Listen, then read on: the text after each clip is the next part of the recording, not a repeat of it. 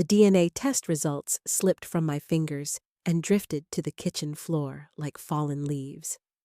My hands trembled as I stared at the computer screen.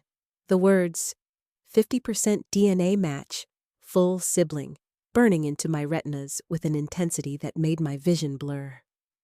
58 years of believing I was an only child, and now this stranger's face stared back at me from the genealogy website, wearing my mother's eyes and my father's sharp jawline. I appreciate you taking the time to listen to my story today. I am curious, what part of the world are you tuning in from? Drop your city in the comments below. All right, let us dive into what happened to me. I gripped the edge of the granite countertop, my knuckles turning pale against the dark stone.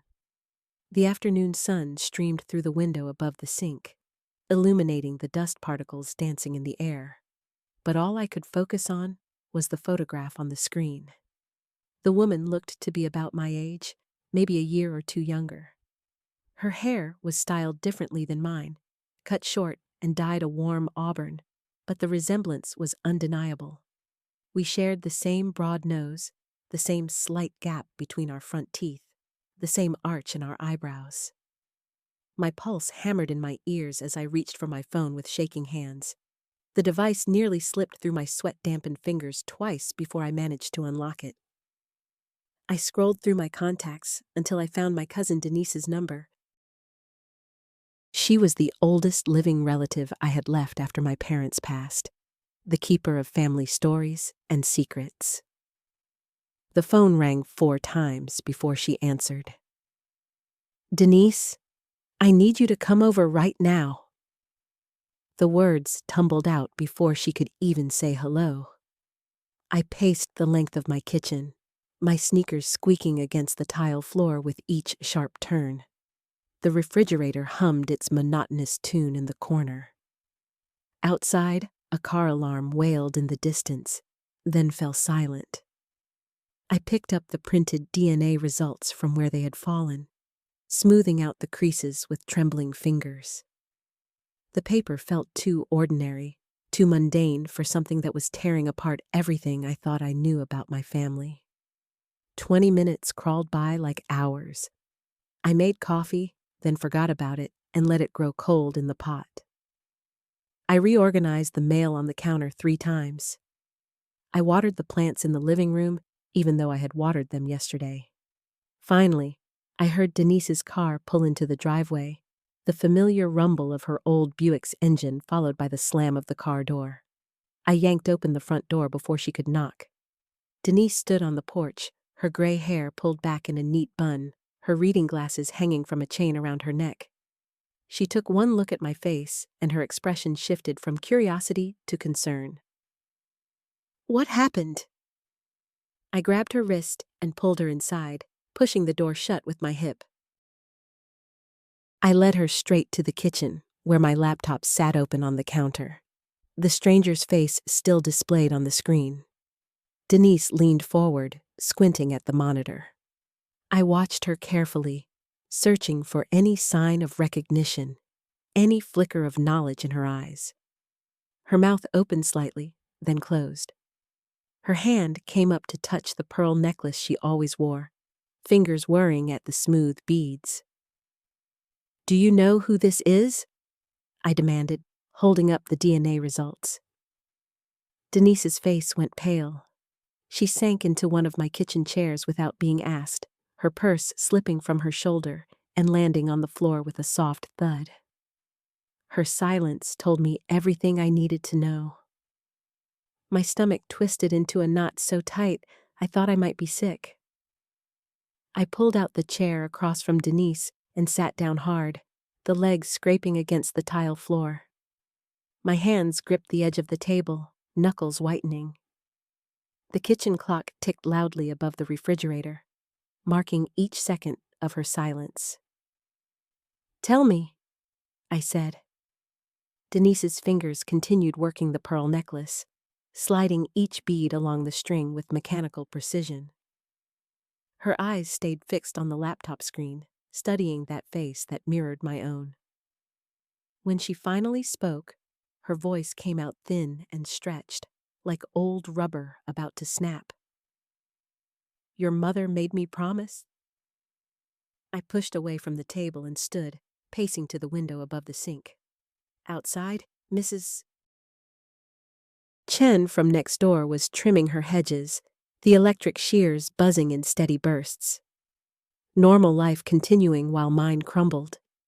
I pressed my palms flat against the cool counter, forcing myself to breathe slowly through my nose. "My mother's been dead for 12 years.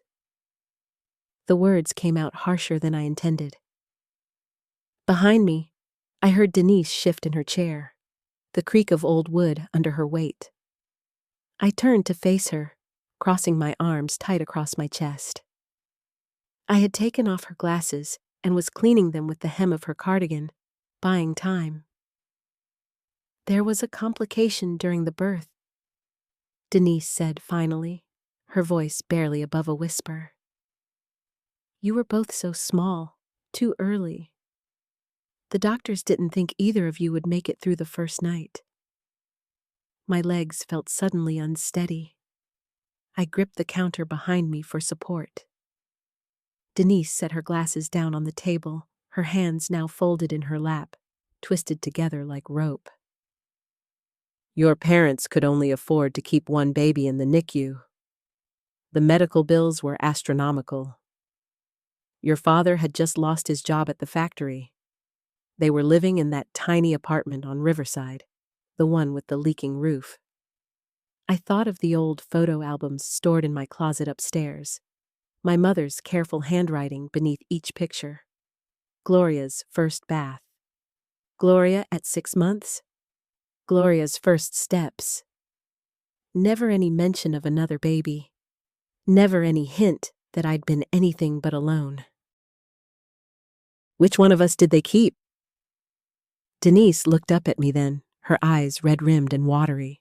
She opened her mouth, closed it, then opened it again. "They kept you because you were stronger. You weighed 4 ounces more. The other baby, your sister, she had jaundice, breathing problems. The hospital social worker found a family willing to take her, a couple who had been trying to adopt for years. They could afford the medical care she needed." I moved back to the table and braced my hands on the back of my chair, leaning forward. The DNA report lay between us, black text on white paper, proof of a lifetime of lies. "Her name?" "The adoptive parents named her Valerie," Denise said. "Valerie Chen Patterson. They moved to Oregon when she was 3. Your mother got one letter with a photo, then nothing else. It was a closed adoption. That was the agreement." The buzzing from next door had stopped.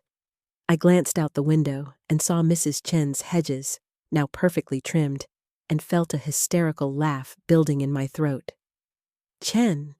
My neighbor's name was Chen. The universe's idea of a joke. I grabbed my phone from the counter and pulled up the Ancestry website again, navigating to the messaging system. Valerie Chen Patterson had sent me a message 3 days ago, right after the DNA match notification. I hadn't opened it yet, too shocked by the revelation to know what to say. Now I clicked on it with a trembling finger. The message was short. "I've been looking for you my whole life. Can we talk?" Block 310. I sat in my Camry outside the coffee shop for 17 minutes, watching through the wide glass windows as people ordered lattes and settled into chairs with their laptops. My fingers drummed against the steering wheel, following no particular rhythm, just nervous energy seeking an outlet. The dashboard clock read 2:43 p.m. We'd agreed on 2:30. She might not come. The thought brought equal measures of relief and disappointment. Then I saw her. She pushed through the entrance carrying a tan messenger bag, scanning the room with quick, darting movements of her head. I watched her check her phone, then look around again. Her hair fell in dark waves past her shoulders. Chemically straightened, I recognized the texture immediately. She wore a green cardigan over black slacks, professional but casual. When she turned profile, searching the crowd, I gripped the steering wheel hard enough to make my knuckles pale. My nose, my exact nose, the slight upturn at the tip that I'd always thought made me look younger than my years. Her chin had the same squared-off shape, stubborn and pronounced. She was smaller than me, maybe 5'4" to my 5'7", but the resemblance hit like a physical force. I grabbed my purse and got out before I could change my mind. The coffee shop smelled like espresso and cinnamon, warm and crowded despite the afternoon hour. I wove between tables, my heart hammering so hard, I wondered if the people I passed could hear it. She stood near the pickup counter now, still checking her phone. "Valerie!" She spun around, and her phone clattered to the floor. Neither of us moved to pick it up. Her eyes, brown like mine, but lighter, almost amber in the overhead lights, went wide. Her mouth opened slightly. One hand came up to her chest, fingers splaying across her collarbone. "Oh my God," she whispered. I know." We stood there, frozen, while a barista called out drink names behind us, and a couple squeezed past with their orders. Someone bumped my shoulder. I barely felt it. Valerie bent to retrieve her phone, movements jerky and uncoordinated. When she straightened, I noticed her hands shaking.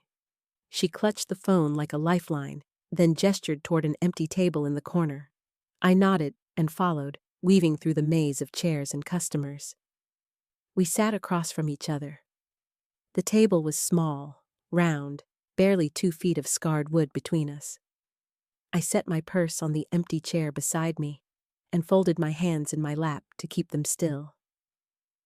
Valerie placed her messenger bag on the floor, but kept her phone on the table, screen down. Up close, I catalogued the differences. A small scar through her left eyebrow, laugh lines around her mouth deeper than mine. Her nails painted a deep burgundy, perfectly manicured, while mine were bare and clipped short. She wore diamond studs in her ears, small but real. A gold wedding band caught the light when she reached up to tuck hair behind her ear. "I practiced what I'd say," she said finally, her voice soft and melodic. "Wrote it down, revised it like 50 times. Now I can't remember a single word." I pulled a napkin from the dispenser and began tearing it into strips. The paper made tiny ripping sounds that seemed too loud in the ambient noise of the shop. "When did you find out? About the adoption?" "I was 12. She traced a finger along a gouge in the table's surface, following its curved path. My adoptive parents, they told me after I started asking questions about why I didn't look like either of them. They're both white. It became kind of obvious." A woman at the next table laughed loudly at something on her laptop screen. I flinched. Valerie's gaze flicked toward the sound, then back to me. "The Ancestry DNA test was a birthday present to myself last year," she continued. "I wanted medical history, family tree information. When your profile popped up as a match, the website flagged it as immediate family, twin sister." I stared at that notification for 3 hours. I had torn the napkin into confetti. I swept the pieces into a small pile. "My mother died 6 months ago. She never told me." Valerie's hand moved across the table, stopping just inches from mine. She pulled it back, uncertain. "I'm sorry. My aunt finally told me 3 days ago." I reached for another napkin and twisted it instead of tearing. "After I got your message, I was having dinner at her house, and I showed her the DNA match, asked if she knew anything about it. She went completely white." Through the window behind Valerie, I watched a man loading grocery bags into a Honda, the mundane action feeling surreal against the weight of this moment. A twin sister, flesh and blood I'd never known existed, sitting across from me in a coffee shop, wearing my nose and chin, and the same unconscious habit of tucking hair behind her left ear when nervous. I pressed my palms flat against the table, feeling the wood grain rough beneath my fingers. My chest tightened as I forced the next words out. My aunt said our mother, our birth mother, was 15 when she had us. Unmarried, her family was prominent in the community, church leaders. Valerie's coffee cup froze halfway to her lips. She set it down with a tremor that sent ripples across the dark surface. They made her choose. I watched my hands curl into fists on the table. Keep one baby, give up the other. They thought twins would draw too much attention, make the scandal harder to hide. A muscle twitched in Valerie's jaw. She turned her head toward the window, her profile sharp against the afternoon light filtering through the glass. Outside, the man with groceries drove away, leaving an empty parking space that reflected the gray sky in an oil puddle. Which one of us did she keep? The question hung between us like smoke. I uncurled my fingers and reached into my purse, pulling out the photograph my aunt had finally surrendered after 2 hours of crying and denial. The edges were worn soft from years of handling. The colors faded to that peculiar orange-brown tint of 1960s Kodak prints. I slid it across the table. Valerie picked it up with both hands, her thumbs careful not to touch the image itself. A young girl stared out from the photo, her face unlined and terrified, holding a single infant wrapped in a white hospital blanket. The baby's face was barely visible, just a wrinkled forehead and closed eyes. That's her. That's our mother, Margaret Ann Hayes. I tapped the table edge with my index finger, a nervous rhythm I couldn't stop. She's holding me. I was the one she kept. Valerie's breathing changed, became shallow and quick. She set the photo down, but didn't push it away. Her fingers traced the air above the image, not quite touching.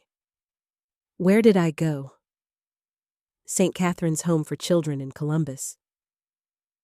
I pulled out the second document, a photocopied adoption record my aunt had kept hidden in a lockbox. The paper crackled as I unfolded it. You were placed with the Martins 2 weeks after we were born. They moved to Oregon 6 months later. Valerie snatched the paper, her eyes scanning the typed lines. Her lips moved silently, reading and rereading. When she looked up, her face had changed. The careful politeness was gone, replaced by something raw and sharp. She kept you. Not a question, an accusation. I felt the heat rise in my face. My fingernails dug into my palms. I didn't know. I didn't have any choice in it either. You had her. Valerie's voice cut through the coffee shop's ambient noise. The barista glanced over. You had our mother your entire life while I was shipped across the country to strangers? She stood abruptly, her chair scraping against the floor. I rose too, my heart hammering against my ribs. The other customers were looking now, conversations dying mid-sentence. I didn't ask for this. I grabbed my purse, photographs, and documents scattered across the table between us. You contacted me, remember? I've spent 58 years thinking I was an only child, finding out my entire childhood was built on a lie. Valerie's hands shook as she shoved the adoption papers into her coat pocket. At least you knew her face. At least you had Thanksgivings and Christmases and someone who looked like you when you stared across the dinner table. The truth of it hit like a physical blow. I stepped back, my hip connecting with the table edge. She was right. Whatever grief and anger churned inside me, she'd carried the absence longer, deeper. I want to see where we were born. Valerie's voice dropped, steady now, despite the tears tracking down her cheeks. I want to see the house where she lived. I want to know everything. I reached into my purse and pulled out my car keys. They jangled in my trembling hand. The house is still there. My aunt still lives in it. She's the one who told me about Margaret. Then let's go. I drove through streets I'd known my entire life, but they looked different now with Valerie sitting rigid in the passenger seat. Her silence felt heavier than her anger at the coffee shop. My knuckles whitened against the steering wheel as I turned onto Ashford Avenue, where oak trees formed tunnels of shadow overhead. The house materialized through the windshield like a monument to all the secrets that had festered there. Brick red, white shutters, the same crooked mailbox my father had never fixed. I pulled into the driveway and killed the engine. Neither of us moved. Valerie's hand was already on the door handle.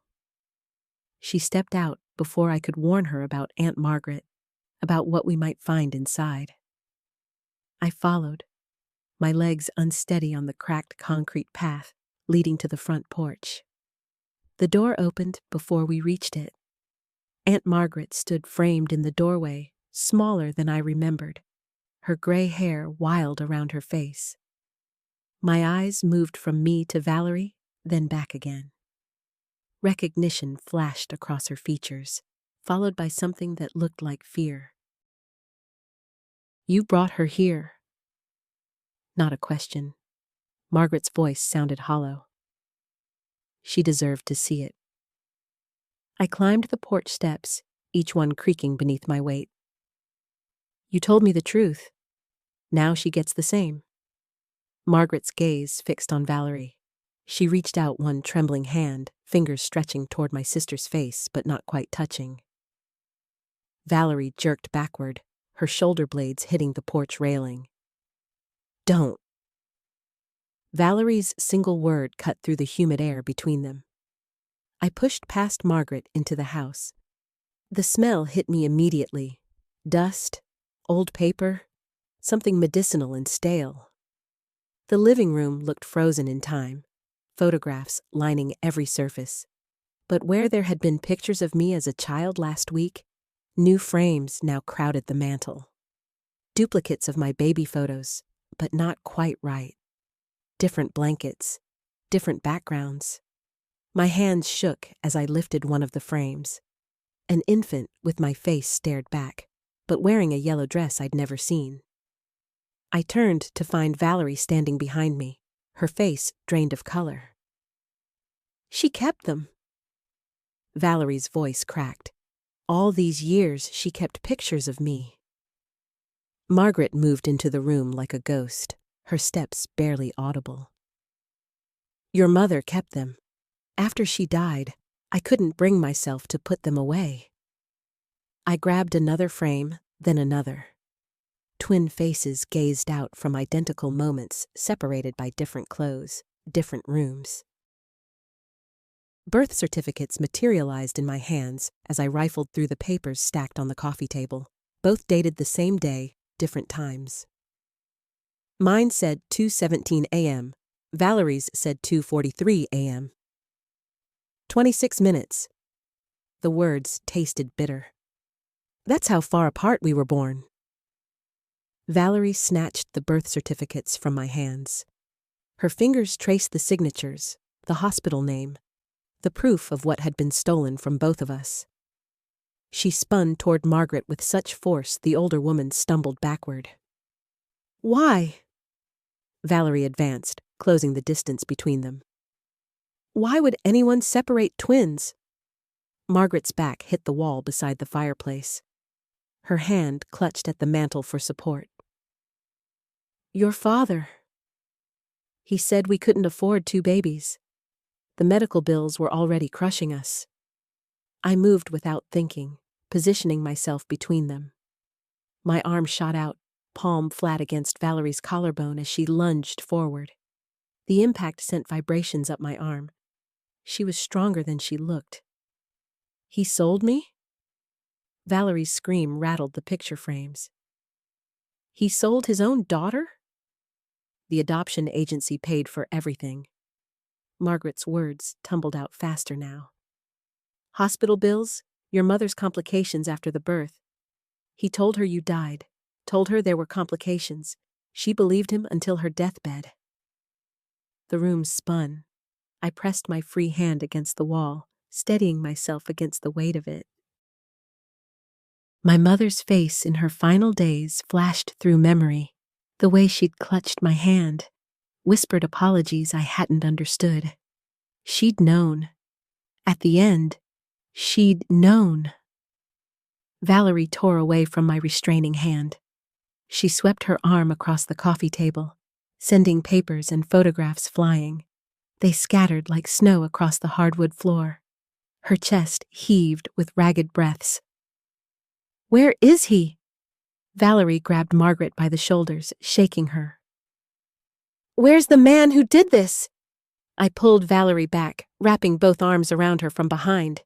She thrashed against me, all fury and grief compressed into movement. We staggered together, knocking into an end table. A lamp crashed to the floor, bulb shattering. "Dead!" Margaret's voice came out barely above a whisper. "He's been dead 12 years. Valerie went limp in my arms. We sank together onto the floor, surrounded by the debris of our shared history. Her shoulders shook with silent sobs. I held her tighter, my own tears hot against my cheeks as they fell onto her hair. Story block 610. The floor pressed cold and unforgiving against my knees. Valerie's body trembled against mine, her breathing shallow and quick like a cornered animal. I loosened my grip but didn't let go completely, afraid she might shatter into pieces if I released her too soon. Margaret stood frozen near the window. Her hands clasped so tightly the knuckles had gone white. She opened her mouth twice before any sound emerged. "There's more you need to know." My stomach clenched. I forced myself to look up at her, visions still blurred from crying. Valerie stiffened in my arms, but said nothing. Margaret crossed to an old oak cabinet in the corner. The hinges squealed as she pulled open the bottom drawer. She withdrew a manila envelope, the edges worn soft with age. Her fingers trembled as she carried it back to us, setting it carefully on the floor between the scattered photographs. I reached for it with my free hand. The paper felt thin, fragile. Inside were medical records, hospital documents from 58 years ago. My birth certificate, another birth certificate with different names, but the same date, same time. Adoption papers marked confidential in red ink across the top. But beneath those lay something else. Lab results, DNA test results dated 3 months ago. "You tested us?" My voice came out hoarse, accusatory. "I needed to be certain before I contacted you." Margaret sank into her chair, suddenly looking every one of her 83 years. "After I found Valerie, I started looking for you. The agency had kept minimal records, but I pieced it together." Valerie pulled away from me, grabbing the papers with both hands. She scanned them rapidly, her eyes darting across each page. Then she stopped. Her whole body went rigid. I leaned over her shoulder, following her gaze to a section highlighted in yellow. The blood type listings. Mine, O negative. Valerie's, a positive. My heart slammed against my ribs. The words on the page blurred and refocused. I read the line again, then a third time, hoping I'd misunderstood. "We can't be twins." The words scraped out of my throat. "These blood types, it's not possible." Margaret's face crumpled. She pressed her hands over her mouth, shoulders hunching forward. Valerie surged to her feet, papers flying from her hands. She lunged toward Margaret, and I barely caught her arm in time. Her other hand swung wide, missing Margaret's face by inches. The momentum spun us both around, and my hips slammed into the edge of the coffee table. Pain shot down my leg. "You're lying!" Valerie's shriek pierced through the room. "This is some sick game!" I wrestled her backward, My arms locked around her waist. She kicked out, her heel connecting with my shin. I gasped but held on, dragging her away from Margaret. We crashed against the wall, knocking a framed photograph to the floor. Glass exploded across the hardwood. "Look at the dates!" Margaret's voice cracked with desperation. "The DNA tests! They're real!" Valerie thrashed harder. Her elbow caught me in the ribs, driving the air from my lungs. I tightened my grip, feeling her pulse hammering against my forearms. We slid down the wall together, both of us panting. I forced myself to focus on the papers scattered across the floor. The DNA results showed a familial match, but not identical twins. Not even fraternal twins. The percentage indicated something else entirely. Half-siblings. My vision tunneled. The room seemed to tilt sideways.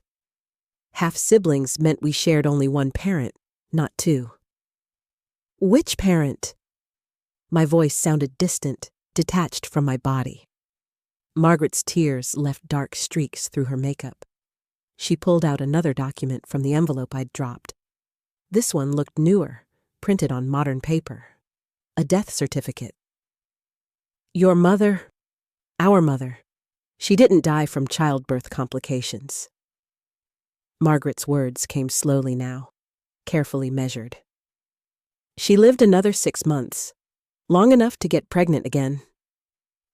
The implications crashed over me like a wave.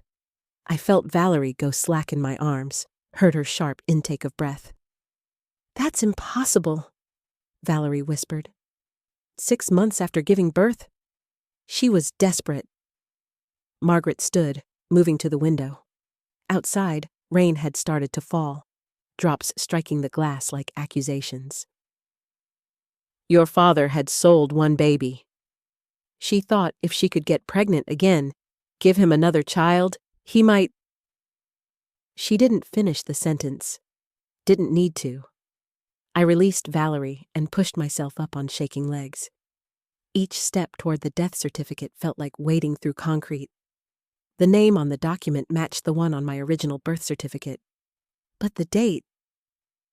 She was still pregnant when she died. Margaret nodded slowly. The rain picked up outside, drumming harder against the windows. I grabbed the edge of the table as my knees buckled. The wood grain pressed into my palms, rough and solid, the only thing keeping me upright. My stomach lurched violently, bile rising in my throat. That's not possible. The words scraped out of me. You can't be. If she died pregnant? Margaret turned from the window, rain streaking shadows across her face. She moved toward a leather bag I hadn't noticed before, slumped against the far wall. Her hands trembled as she unzipped it, pulling out a yellowed manila folder thick with papers. Emergency cesarean section, 28 weeks gestation. She let the folder fall open on the table between us. Medical records spilled out, handwritten notes in faded blue ink. The doctors tried to save her, couldn't, but they got the baby out. My fingers found the papers, pulling them closer, even as my vision blurred. The handwriting swam before me, medical terminology I couldn't process. But the dates were clear. The dates didn't lie. I sank into the nearest chair, my legs finally giving out completely. Valerie moved beside me, her hand finding my shoulder, squeezing hard enough to hurt. The pain helped, made everything feel real instead of like some nightmare I might wake from. A premature baby in 1966. My voice sounded hollow. The survival rate was terrible, I know. Margaret's jaw clenched. I spent 2 months in an incubator, touch and go the whole time. Your father never visited. Not once? I looked up at her, really studied her face for the first time since she'd arrived. The shape of her nose, slightly crooked. The way her left eyebrow sat higher than the right. My mother's features, distorted through different genetics, different circumstances, half of the same origin story, fractured into two separate lives. He knew. The realization hit like a physical blow to my chest. He knew there was another baby, and he just left me there. The hospital contacted him 3 times, according to the records. Margaret's voice went flat, emotionless, too controlled. Social services got involved. I became a ward of the state. The rain pounded harder now, a roar that filled the spaces between words. I pushed up from the chair, paced to the window, my reflection ghostly in the glass. Behind me, I could see Valerie still seated, her face pale, her hands clasped so tight the knuckles showed white. "Where did you grow up?" I asked the window, the rain, anything but Margaret's face. "Foster care, 6 different homes before I turned 18. Her reflection appeared beside mine in the glass. Some were okay, most weren't. My fist hit the windowsill before I realized I'd moved. The impact jarred up my arm, sharp and immediate. A thin crack appeared in the wood beneath my hand. "He sold you, just like he sold her." The words tasted like poison. 2 daughters, both thrown away like... No! Margaret's hand caught my wrist, her grip surprisingly strong. "He didn't sell me. That would have required acknowledging I existed. He just abandoned me, left me to die or survive on my own, at 2 months old." I pulled away from her touch, stumbled backward. My hip caught the corner of the table, pain flaring bright and sharp. Documents scattered to the floor, decades of secrets spreading across the carpet like accusatory leaves. Valerie stood finally, moved to gather the papers.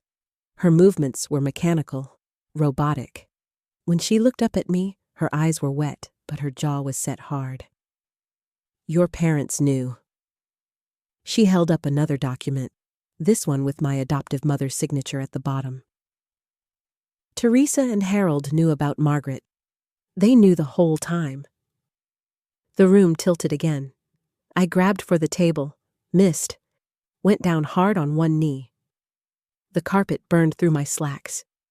My breath came in short, sharp gasps that didn't seem to bring enough oxygen. "They visited the hospital." Margaret's voice came from somewhere above me. 3 days before they took you home. The social worker's notes mention a couple interested in the healthy infant. They chose you, left me behind. I forced myself up, ignoring Valerie's offered hand. My knee throbbed where I'd hit the floor. Everything throbbed. My head, my chest, the space behind my eyes where tears threatened but wouldn't come. "I need to leave." I moved toward the door, my gait unsteady. "Gloria, wait." Valerie started. "I said, I need to leave." The words came out too loud, echoing in the small room. Margaret stepped into my path. Up close, I could see tiny scars near her hairline, faint white lines that spoke of old injuries. My eyes met mine, unflinching. "I spent 40 years looking for you." Her voice dropped to barely above a whisper. 40 years wondering if my sister even existed, if I'd made her up to survive the lonely nights. And you're just going to walk away? My hand connected with the doorframe, splinters digging into my palm. The physical pain was welcome, something concrete to focus on instead of the chaos screaming through my mind. "I don't know what you want from me." "Nothing." Margaret stepped back, her shoulders sagging. "I don't want anything. I just needed you to know, to understand why..." She stopped, turned away. Through the window, lightning flashed, illuminating everything in stark white relief. The crash of shattering glass exploded behind Margaret as the window burst inward. I threw myself sideways, hitting the carpet hard as shards sprayed across the room. A dark figure vaulted through the opening, rain-soaked and moving fast. My hands found purchase on the coffee table edge, pulling myself up. The intruder's boot connected with Valerie's midsection, sending her sprawling backward into the bookshelf. Books cascaded down around her crumpled form. Margaret lunged at the figure, her movements sharp and practiced. Not the movements of someone who'd lived a comfortable suburban life. Her fist drove into the intruder's ribs with a sickening thud. He grunted, twisted, brought his elbow up into her face. Blood exploded from her nose. My nose, that same narrow bridge I saw in the mirror every morning. I grabbed the lamp from the side table, ripping the cord from the wall. The intruder turned toward me, and I saw his face for the first time. Young, maybe 25, with a jagged scar running through his left eyebrow. His eyes locked onto mine with recognition that made my stomach drop.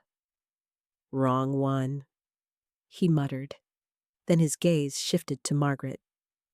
"There you are." He moved like liquid, closing the distance between them in 2 strides. Margaret's hand shot up, deflecting his first punch, but the second caught her temple. She staggered, dropping to one knee. I swung the lamp with everything I had. The base caught him across the shoulders, sending him stumbling forward. He recovered faster than seemed possible, spinning to face me. His hand emerged from his jacket, holding something that gleamed dull metal in the lightning's flash. The knife arced toward my midsection. I twisted, felt the blade slice through my blouse, the cold kiss of steel against my ribs. Not deep, but enough to send hot pain radiating through my side. My hand clamped over the wound, warmth spreading between my fingers. Margaret hit him from behind, her arm wrapping around his throat. They went down together in a tangle of limbs. The knife skittered across the hardwood, spinning to rest beneath the couch. I dropped to my knees, reaching for it, my wounded side screaming protest. Behind me, furniture crashed. Margaret's breath came in sharp gasps, punctuated by the wet sounds of fists hitting flesh. I closed my fingers around the knife handle just as the intruder's boot appeared in my peripheral vision, aimed at my face. I rolled left. His heel slammed into the floor where my head had been. The impact sent vibrations through the boards. I came up swinging, the blade catching his thigh. He howled, lurching backward into Margaret's waiting arms. She had something in her hands now, a picture frame, heavy oak. She brought it down on the back of his skull with a crack that made my teeth ache. He dropped like a puppet with cut strings, motionless on the blood-spattered carpet. The silence that followed felt alive, pulsing with the rhythm of my racing heart.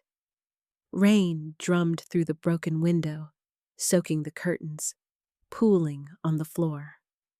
I pressed harder against my side, feeling the sticky warmth continue to seep through my fingers. Margaret stood over the unconscious man, chest heaving, the broken frame still gripped in both hands. Blood dripped from her nose onto her white shirt, spreading in dark flowers across the fabric. She looked at me, and I saw something raw and terrible in those eyes. Eyes that matched mine exactly.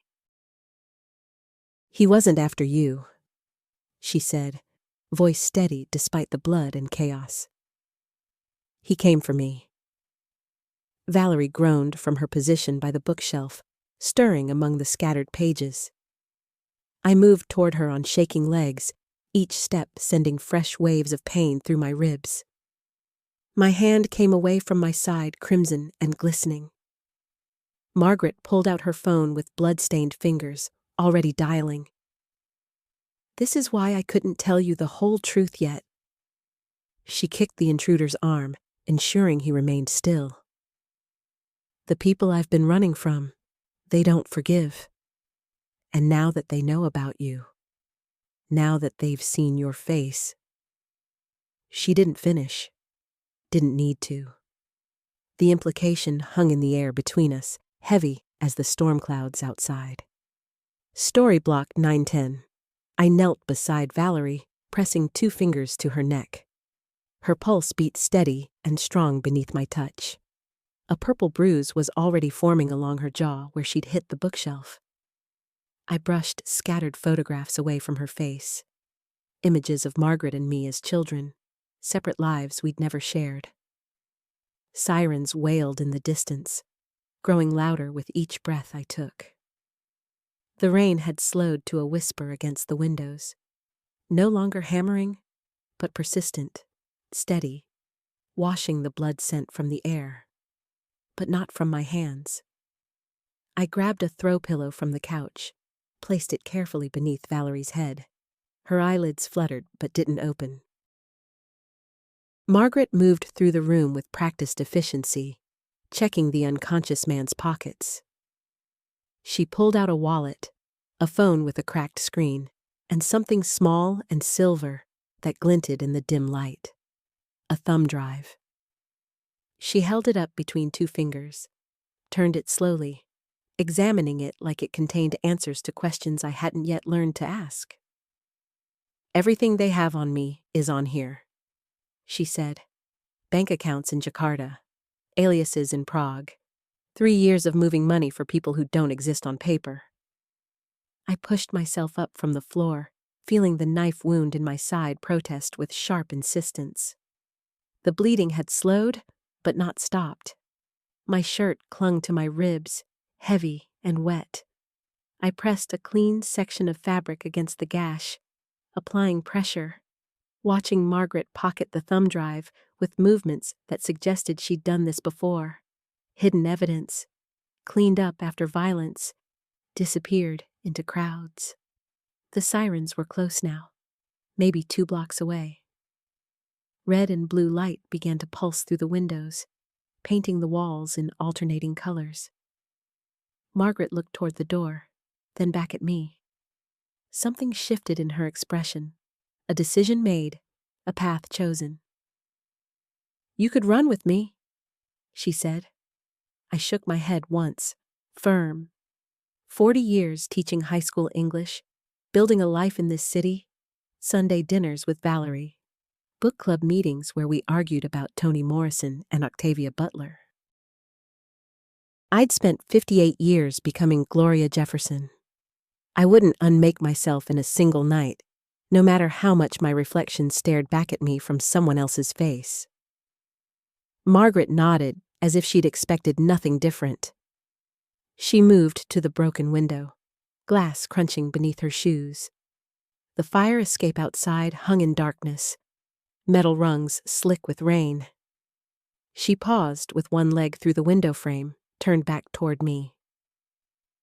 "The man who sent him. His name is Leonard Chambers. He owns half the shipping companies on the eastern seaboard." She touched the thumb drive through her pocket. "This proves it. Money laundering, human trafficking, bribes to port authorities in 6 states. Everything." Police footsteps thundered up the stairwell, voices shouting instructions I couldn't quite make out. I could hear radios crackling, boots on concrete, the organized chaos of law enforcement descending. "Give it to me," I said. Margaret's eyes widened. For the first time since I'd met her, was it really only days ago? She looked uncertain. Her hand remained on the thumb drive, protective, possessive. I held out my palm, bloody fingers steady despite the pain radiating from my side. "You said they know my face now. That makes this my fight too."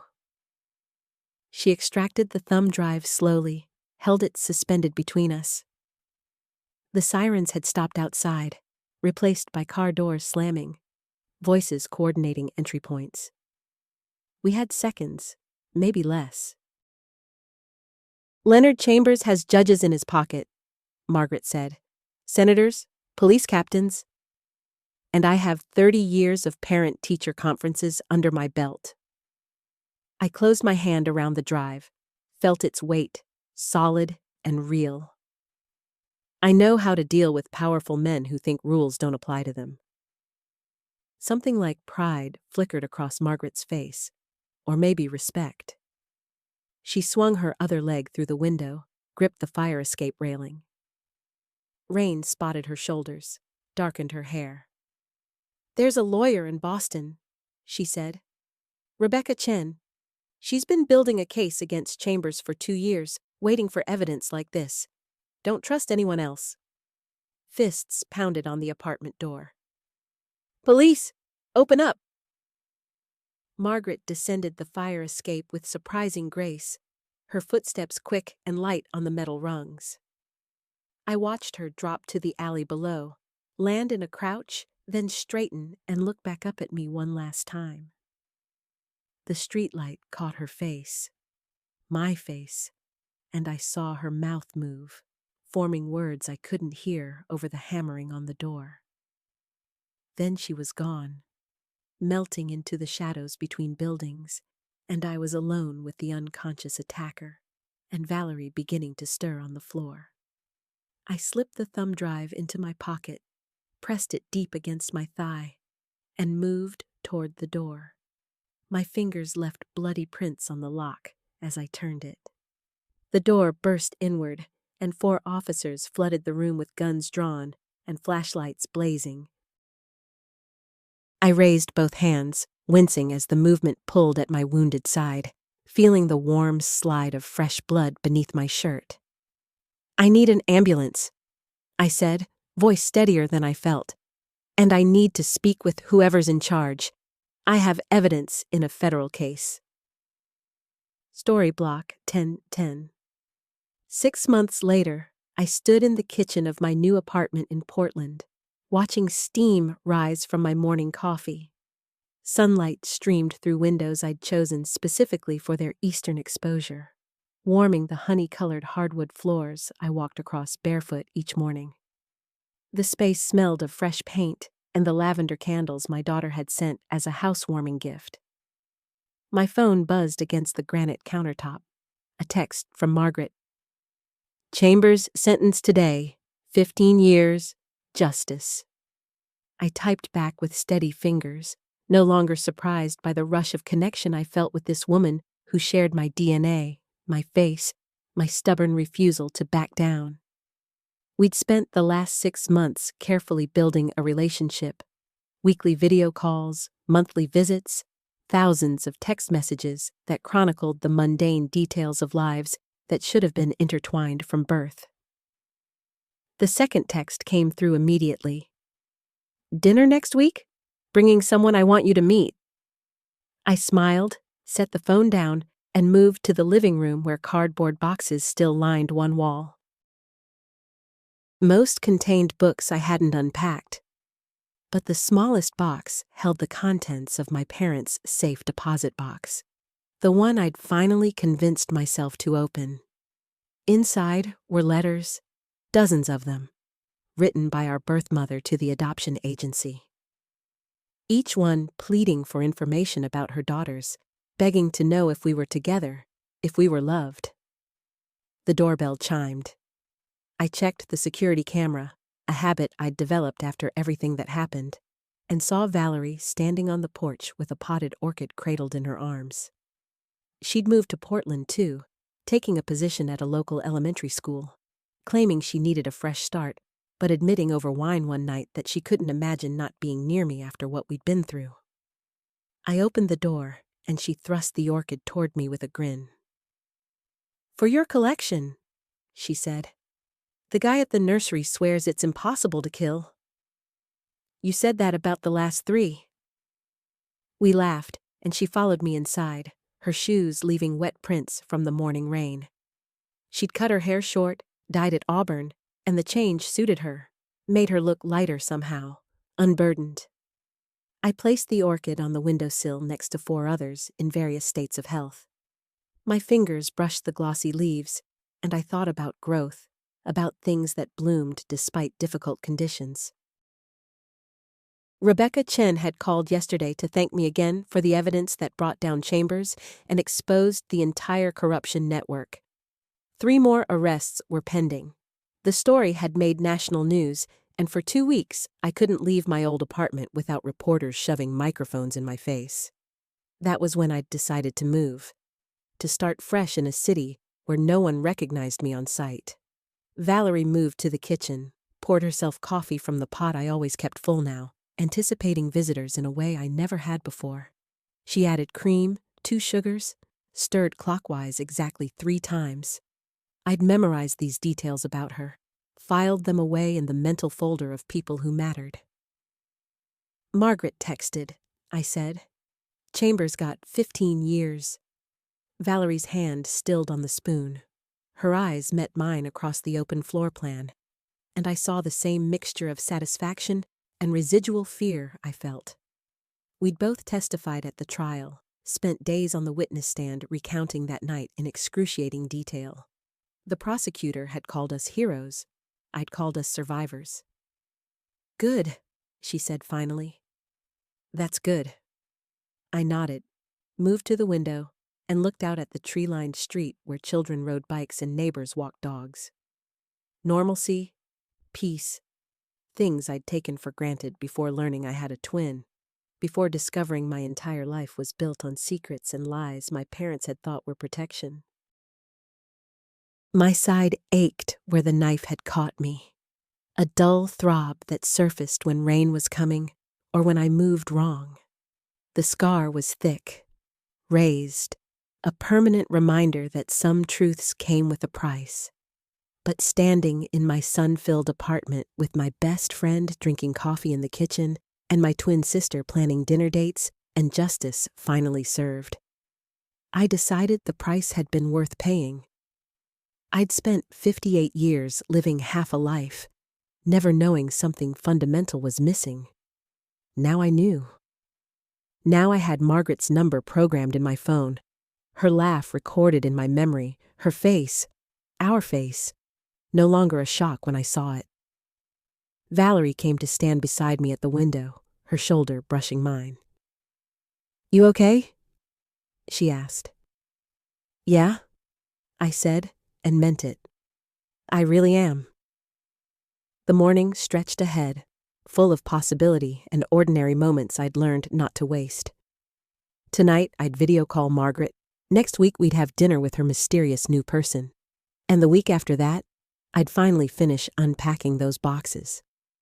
Life moved forward now, not in the suspended animation I'd existed in before, but in full color, full truth, fully awake. I picked up my coffee, took a long sip, and let the warmth spread through me like sunlight. Did you like my story? And which city are you listening from? Let's meet in the comments. If you like the story, you can support me by sending a super thanks so I can keep bringing more stories like this. Thank you so much for your sweet support. I'm looking forward to your comments on the story. On the screen, you can see 2 new life stories that I highly recommend. There's so much more on my channel. Don't forget to subscribe. See you in the next life story. With love and respect.